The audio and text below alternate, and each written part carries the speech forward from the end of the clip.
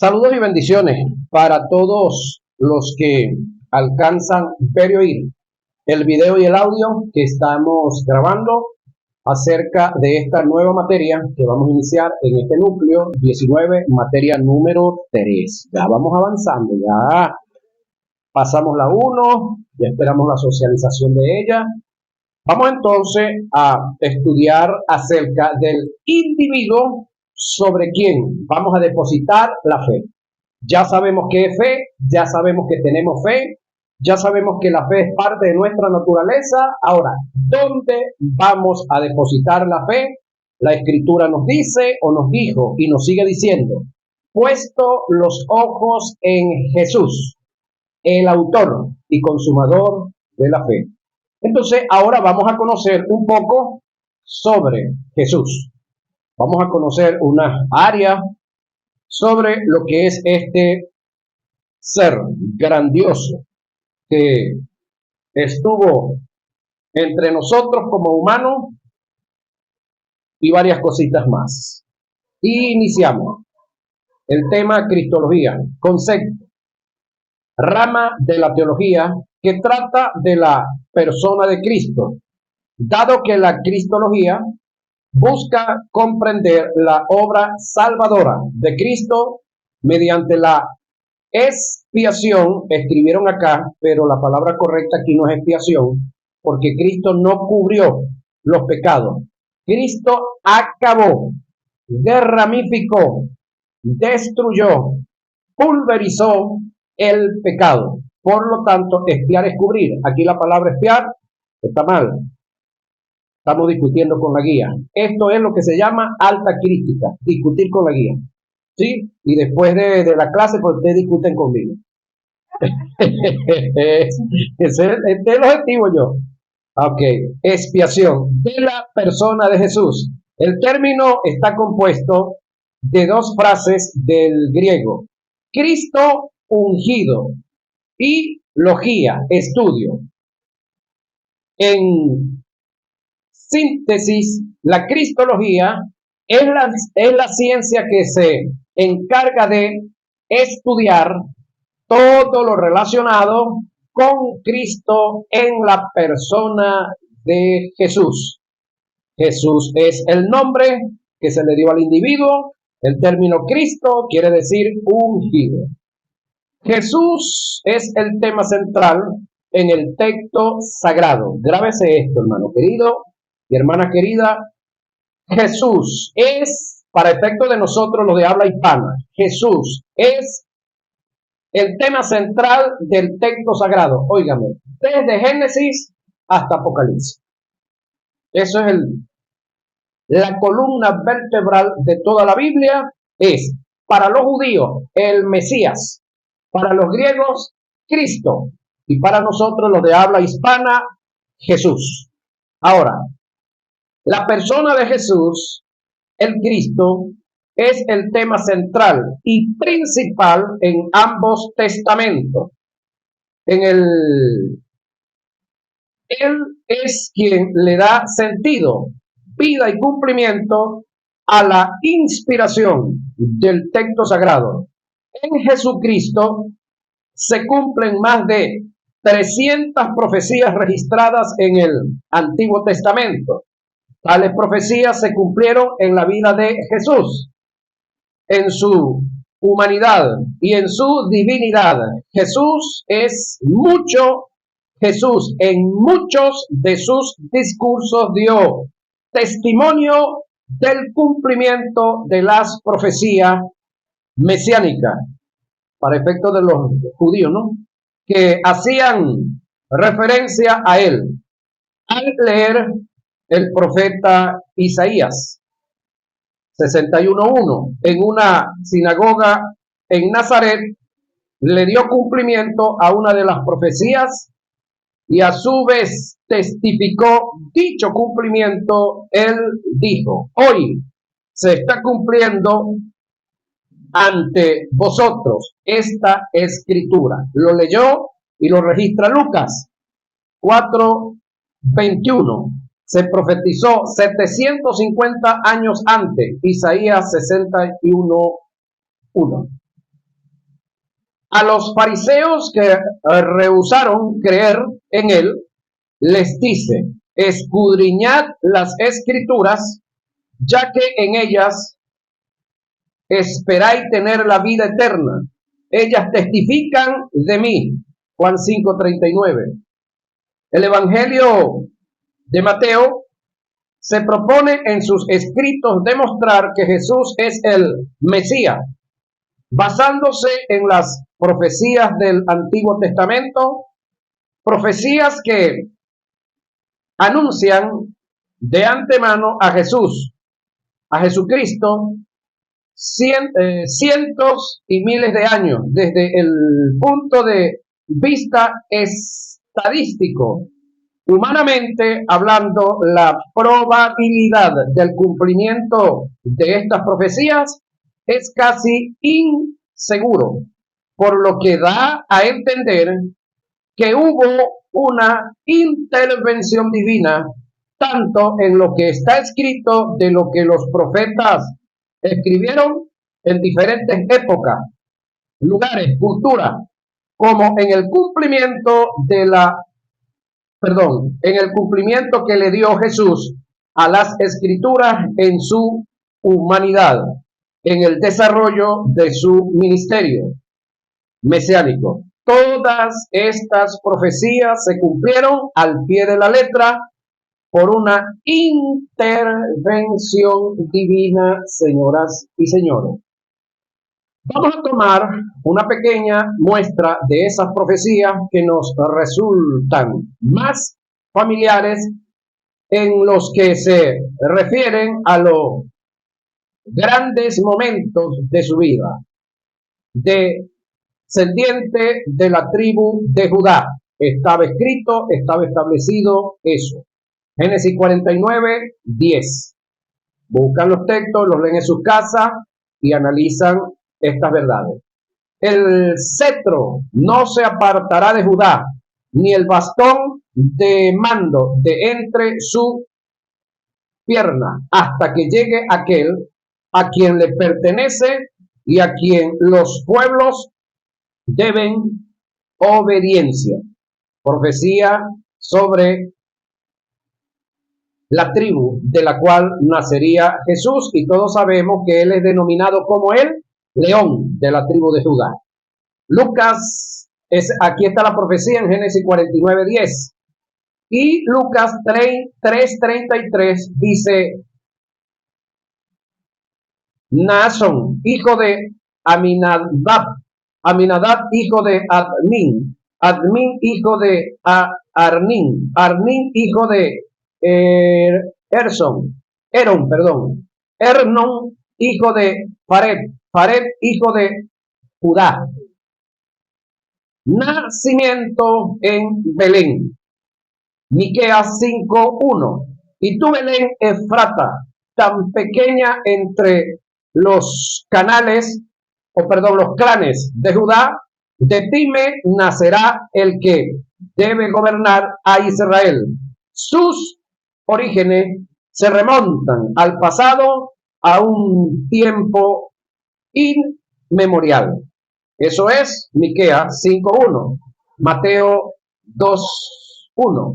Cuando nació Jesús en Belén de Judea, bajo el reinado de Herodes, unos magos del oriente, según la traducción, unos magos, pero la palabra ahí no es mago, son sabios, son astrónomos, no astrólogos, astrónomos del oriente, especialmente iraníes, presentaron a Jesús. ¿Por qué le digo iraníes? Porque de allá, es decir, el oriente de Israel es Irán. Nacimiento de una virgen. La profecía, Isaías 7:14. Por tanto, el Señor mismo os dará señal. He aquí que la virgen concebirá y dará a luz un hijo y llamará su nombre Emmanuel, que es Dios con nosotros.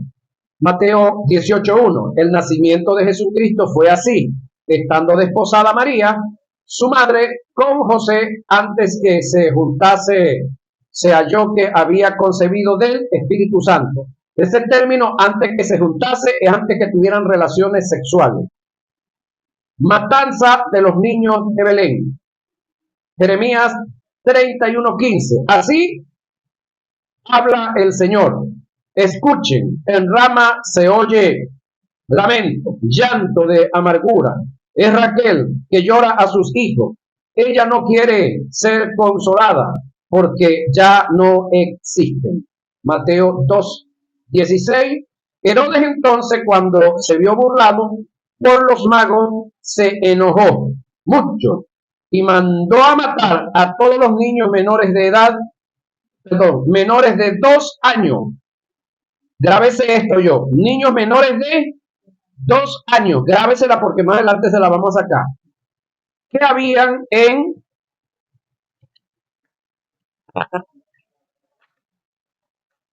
Belén y en todos sus alrededores, conforme al tiempo que había inquirido de los magos.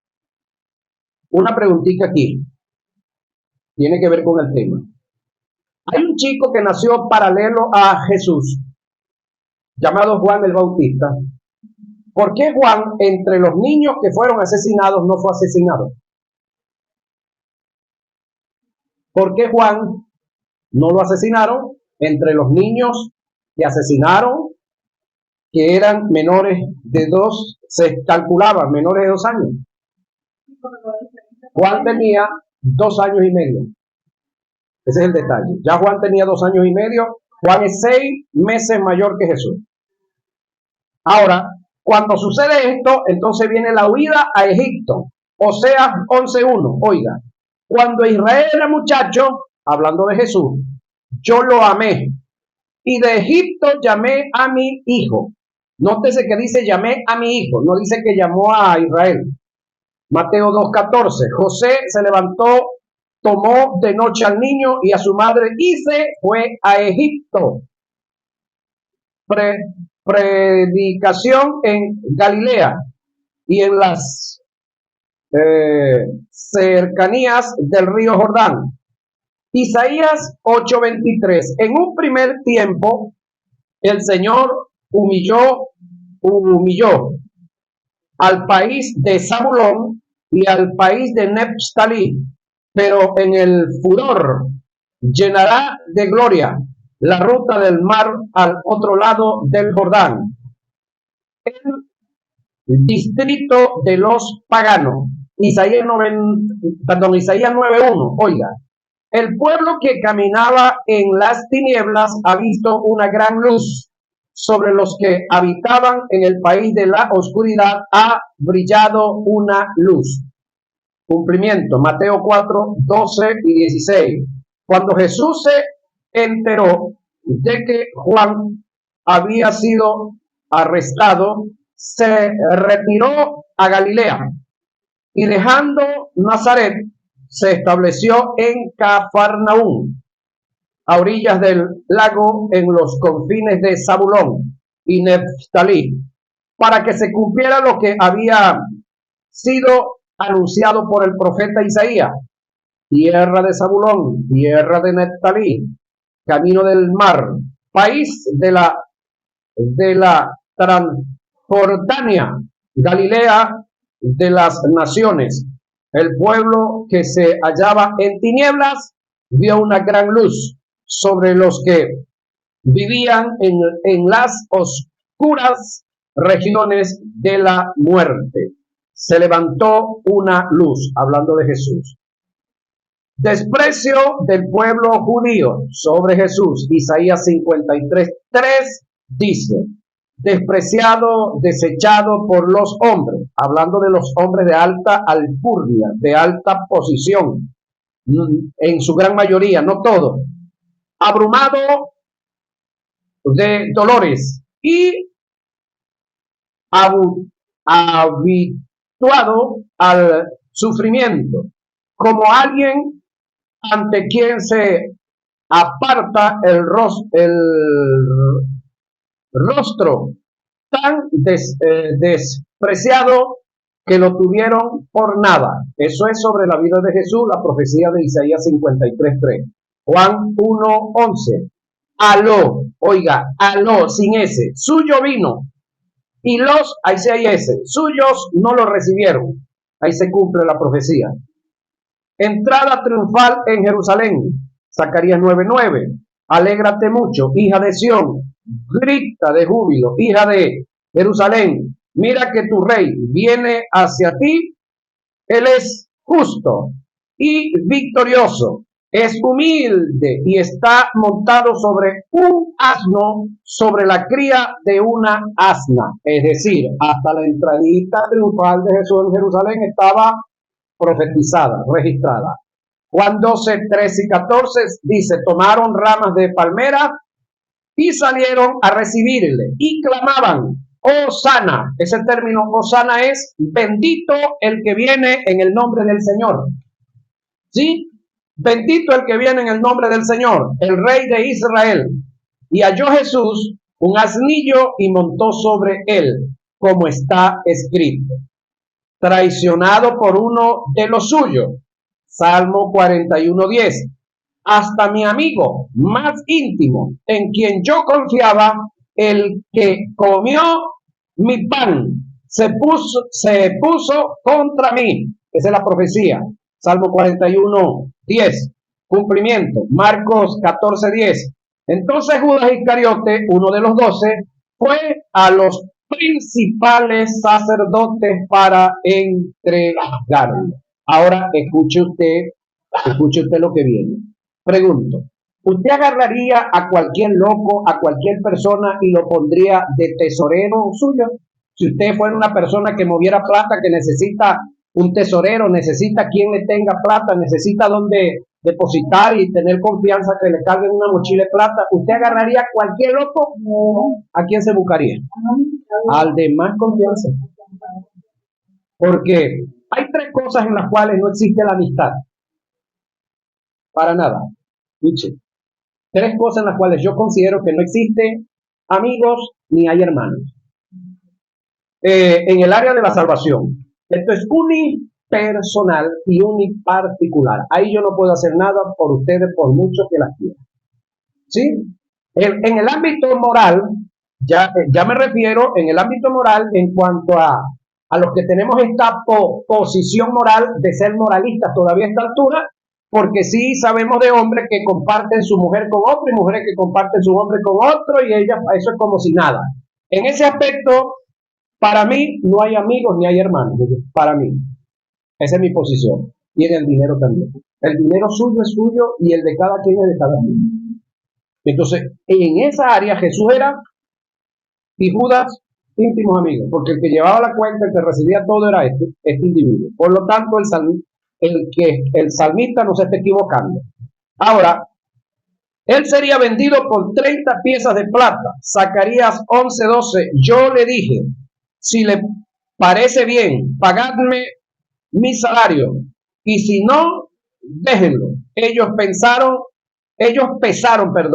mi salario 30 ciclos de plata. Ahí está la profecía sobre Jesús y el cumplimiento en Mateo 26:15. Y les dijo, ¿qué me queréis dar? Y yo os lo entregaré. Y ellos asignaron 30 piezas de plata. El precio sería devuelto. Eso es otro detalle. Zacarías 11:13. Pero el Señor me dijo, echa al tesoro ese lindo precio en que he sido vendido por ello. Yo tomé los 30 ciclos de plata y los eché en el tesoro de la casa del Señor. Mateo 27:6-7. Los principales sacerdotes tomaron las piezas de plata, dijeron, no es lícito echarla en el tesoro de las ofrendas porque es precio de sangre. Y después de consultar, compraron con ellas el campo del alfarero para sepultar a los extranjeros. Escúcheme, el cementerio que para el tiempo después de la muerte de Jesús sirvió para enterrar o sepultar, la palabra correcta, a los extranjeros, fue el costo de la vida de Jesús. Ujú. Ellos de santos no querían echarlas allá para que no se les contaminara el tesoro. Compraron un terreno para sepultar los extranjeros. Y por eso los extranjeros hallan en Jesús y en su vida espacio que no hallan en las religiones, especialmente en la judía. Durante su juicio se mantendría en silencio. Profecía de Jesús, Isaías 53:7. Al ser maltratado, se humillaba y ni siquiera abría su boca, como un cordero llevado al matadero, como una oveja muda ante el que la esquila.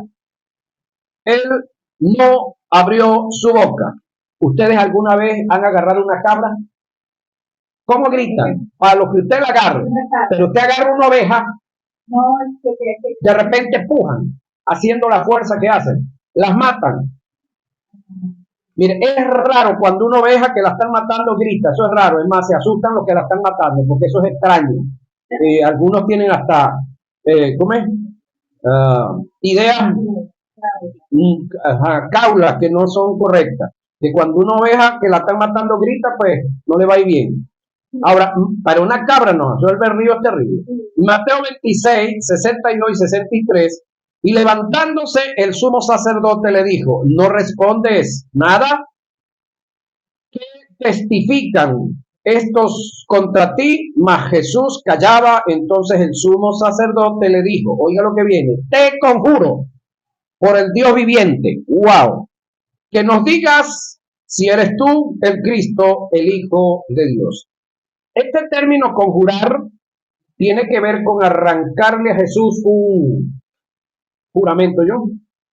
Aquí Jesús tenía que obligatoriamente responder, porque estaba el sacerdote había invocado ¿a quién? Al Dios Altísimo, y el Dios Altísimo no es cualquier cosa en la boca del judío.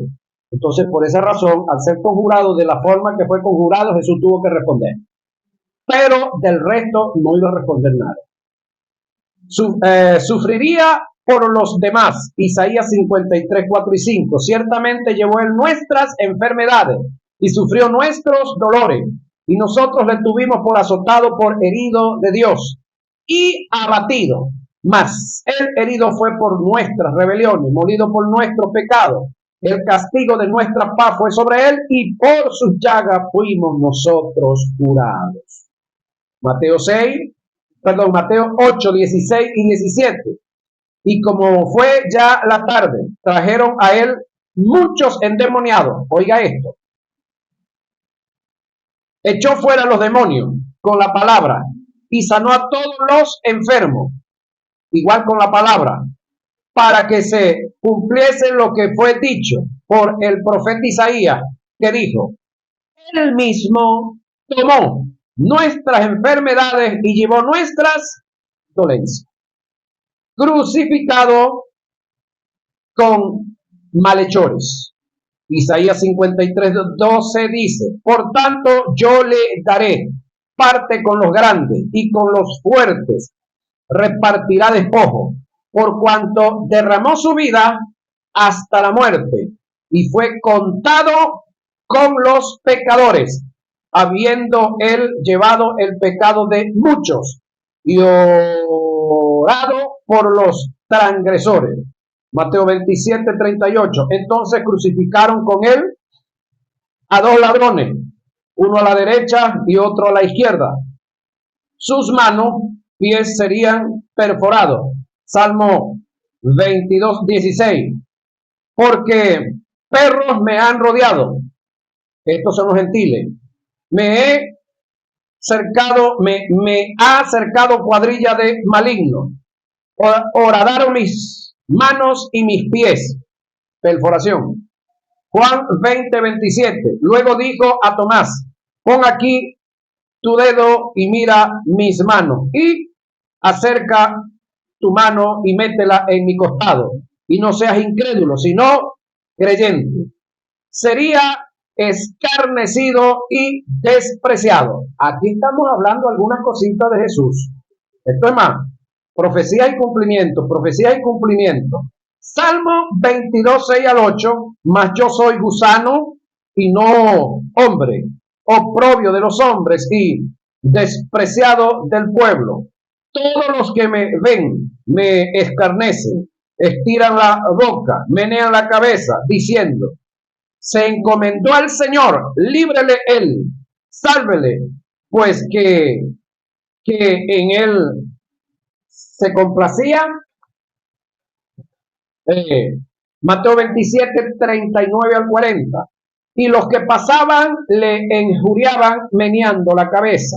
Los que pasaban el día y el momento de la crucifixión, cumplimiento de la profecía que acabamos de dar. Y diciendo: tú que derribas el templo y en 3 días lo edificas, sálvate a ti mismo, si eres de Dios, desciende de la cruz. Le darían a beber vinagre. Salmo 69, 21. Me pusieron además hiel por comida, y en mi sed me dieron a beber vinagre. Juan 19, 20. Y estaba allí una vasija llena de vinagre. Entonces ellos empaparon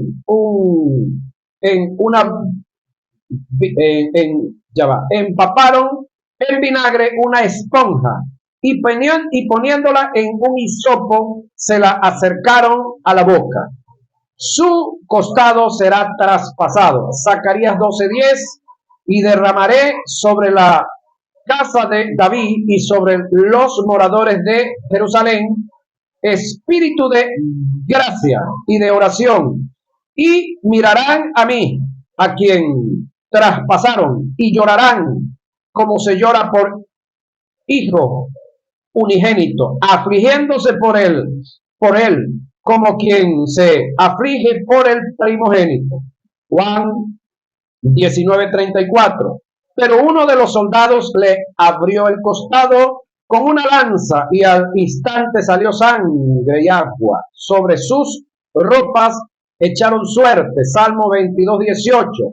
Repartieron entre sí mis vestidos, y sobre mi ropa echaron suerte. Marcos 15:24. Cuando le hubieron crucificado, repartieron entre sí sus vestidos, echaron suerte sobre ellos para ver qué se llevarían cada uno. Ninguno de sus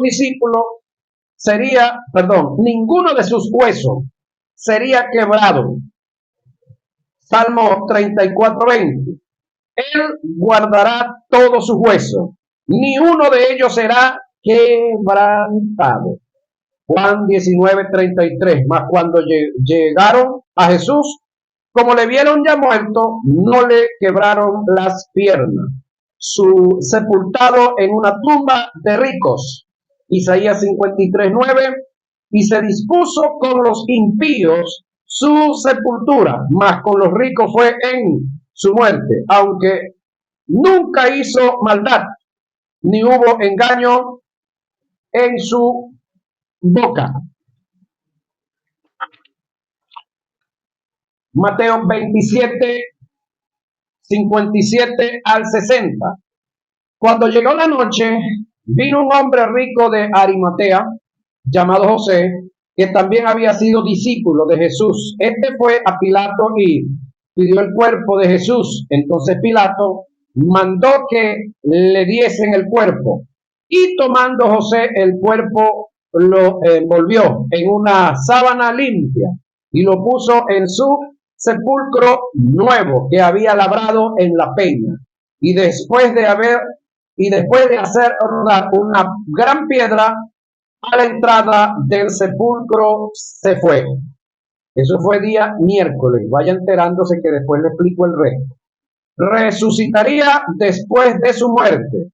Salmo 16:10. Porque no dejarás mi alma en el Seol, es decir, lugar de tormento, ni permitirás que tu santo, hablando del cuerpo, vea corrupción. Mateo 28:9. He aquí, Jesús les salió al encuentro diciendo: salve. Y ellas, acercándose, abrazaron sus pies y le adoraron. ¿Por qué Jesús no les impidió que le adoraran? Porque Él es Dios y solamente a Dios se le permite adorar o adoración. ascendería al cielo. Salmo 68, 18.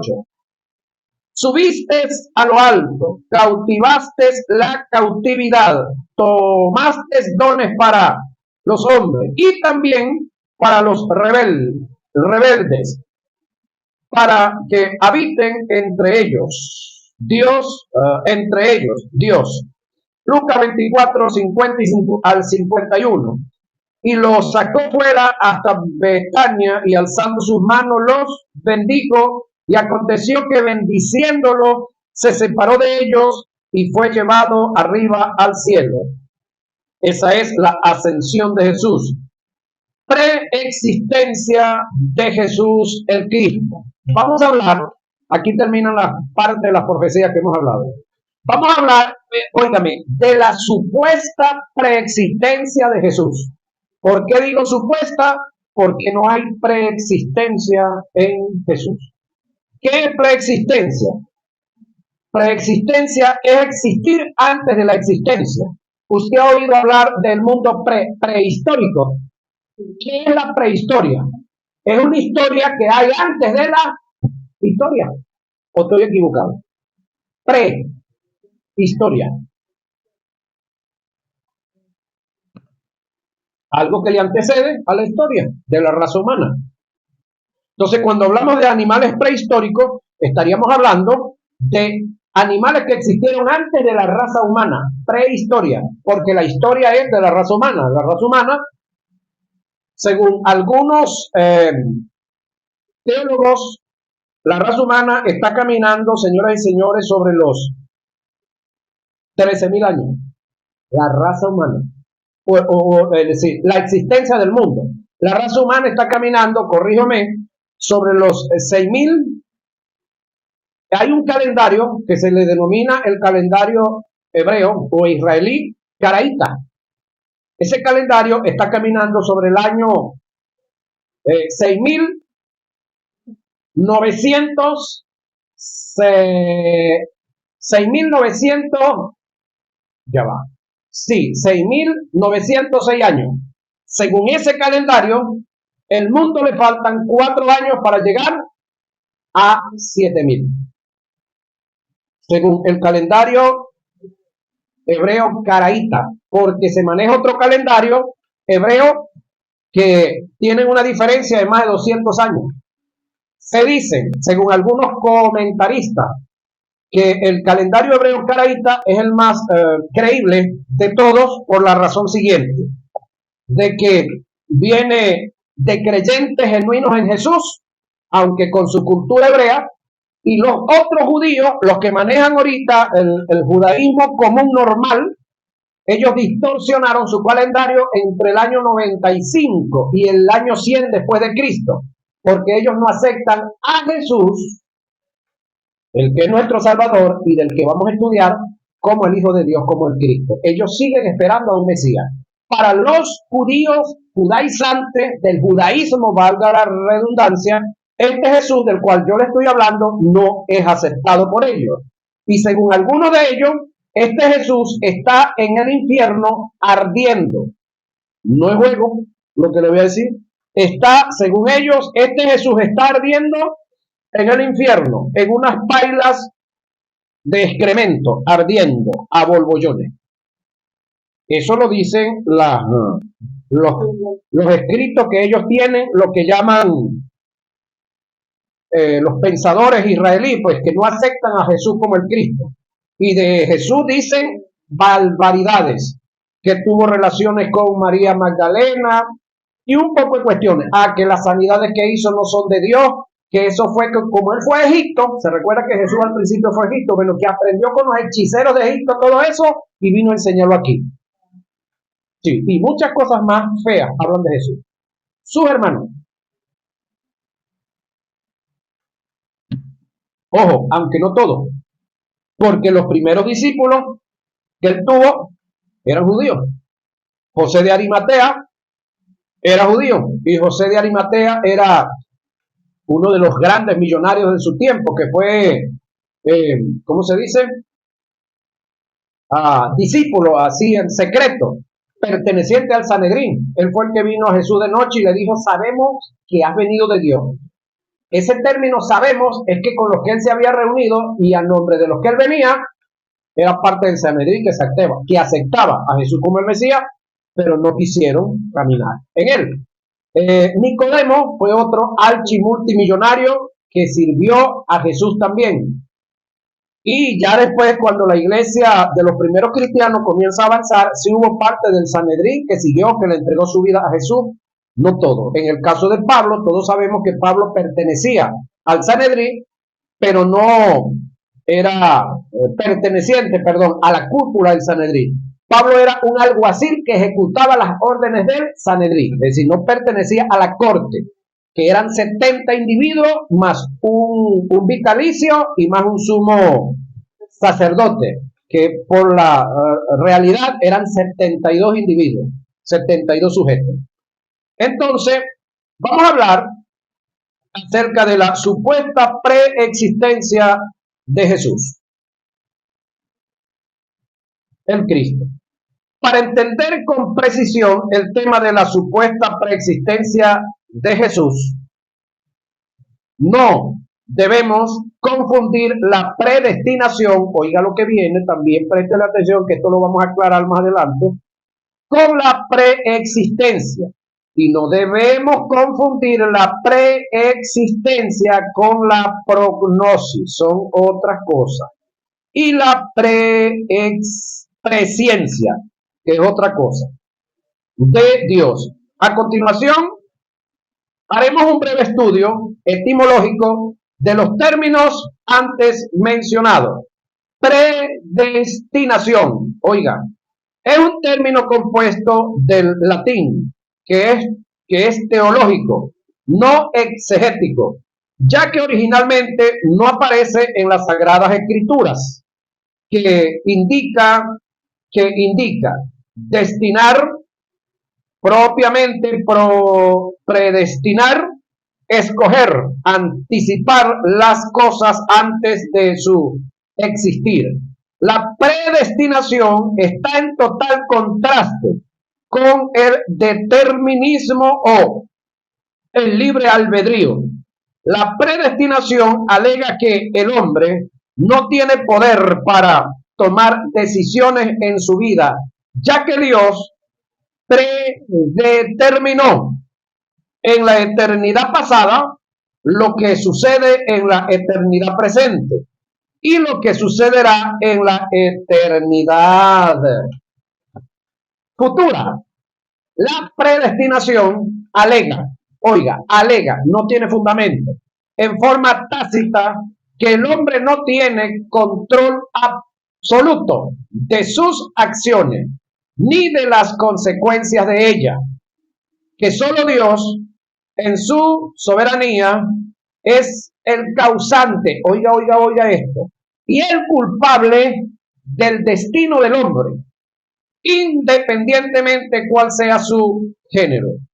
Todo este pensamiento que tiene su origen, oiga dónde está el origen, en Platón, filósofo de la metodología griega, y divulgado por San Jerónimo de Estridón, está en contraste con el pensamiento de Dios y el contenido de las Sagradas Escrituras concerniente al testimonio de Dios. San Jerónimo de Estridón fue un teólogo católico.